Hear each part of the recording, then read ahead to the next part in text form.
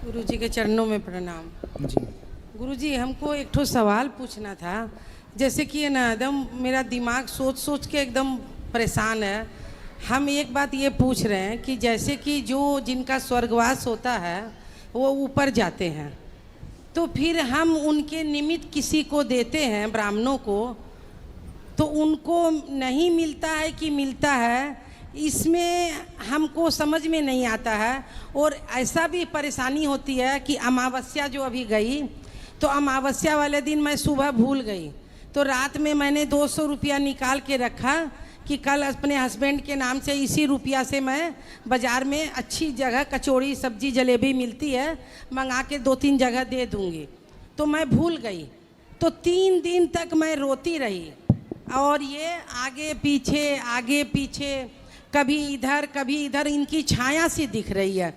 फिर तीसरे दिन रात में बहू ने बोला कि मम्मी आपने जो रुपया रखा था उसका दिया क्या? तो अब तुरंत स्टाफ को बुला के उसको और रुपये मिला के 300-400 रुपया दिया। उसको बोला कि तुम 4 जगह सुबह कचौड़ी जलेबी सब्जी और 1-1 कप दही ले आना। उसके बाद सब ठीक हो गया।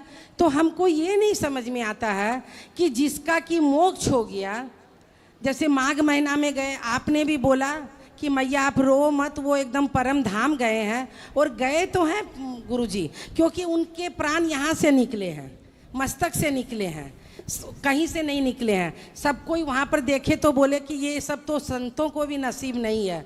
तो हमको ये समझ में नहीं आता है कि जब उनका मोक्ष हो गया तो फिर भूल होने पर वो एहसास कराते हैं, फिर अपने स्वर्गवास होने के बाद किसी की देह पर आते हैं, आकर के सब बात बताते हैं। हमको यह चीज़ मतलब कि समझ में नहीं आ रहा कि ऐसा कैसे होता है। तो मोक्ष के बाद भी, भगवान के धाम में जाने के बाद भी भगवान की इच्छा से वो भ्रमण करने आ सकते हैं, इसमें क्या दिक्कत है? जो मोक्ष का अधिकारी हो जाता है वो मोक्ष पाने वाला स्वतंत्र हो जाता है, वो जहाँ चाहे अपनी मर्जी से भगवत कृपा से जा और आ सकता है।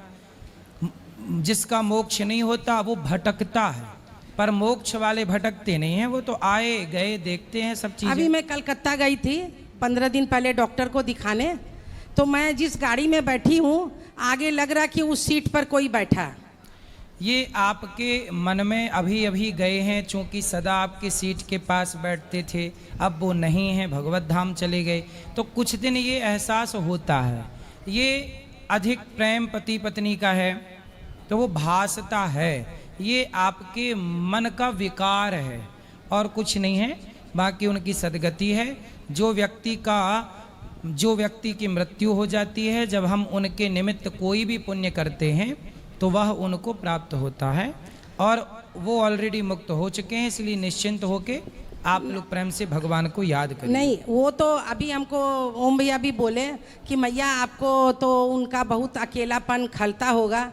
हमले वो तो मैं उस बार फरवरी में आई तो मैं उनसे खूब लिपट के रोई। मैंने उनको अपना धर्म भाई बना रखा है, ओम भैया को मैं उनको राखी भी भेजती हूँ जी। तो मैंने अभी बोला कि मैं रोती रहूँगी तो कौन हमको पूछेगा, और मैं घर में पूरा फर्ज सबका निभाऊंगी, तो ऐसे रहेगा कि मम्मी तो दिन भर रोते रहती है।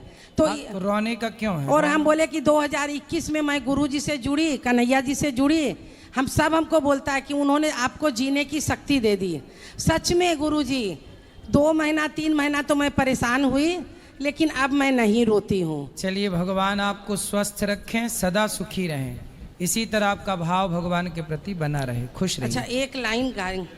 तुम मेरे खिवैया हो, मैं तेरा किनारा हूँ। तुम मेरे खिवैया हो, मैं तेरा किनारा हूँ। गुरुदेव दया करके हमको पार लगा देना। खुश रहिए गुरुदेव। सुंदर, खुश रहिए। राधे राधे गुरुजी जी। मैं बिहार से हूँ, मैं बक्सर जिला से। मेरा 3 लड़की है, मेरा पत्नी ने रो रही थी कि महाराज जी ने पूछना कि हम लोग के भाग में लड़का है कि नहीं है। कितनी लड़की हैं आपकी? 3। 3। तो होगा लड़का, क्यों ना होगा? अरे 2 महीना का, 2.5 महीना का। अभी शादी के कितने साल हो गए? 2017 में शादी हुआ था। 17 में 3 बेटियां हो गई, तो बेटा होगा, क्यों नहीं होगा? चिंता ना करो, भगवान से प्रार्थना करो और आप खूब मन लगा के अपना जी, मैं दिल्ली में काम करता हूँ, DLF कंपनी में, जी, प्लम्बर का खूब पैसे कमाओ, खूब काम करो, मन लगा के भगवान का भजन करो और चिंता ना करो। भगवान के आश्रित रह के कोई भी कार्य करते हैं। मैं आपका भागवत खाता सुनता हूँ। मैं मुर्गा मछली चावल दारू शराब मैं सब छोड़ दिया हूँ। 5 साल हो गया दारू शराब छोड़ना मेरा। तब बेटा होगा, निश्चिंत रहो, भगवान सब कृपा करेंगे।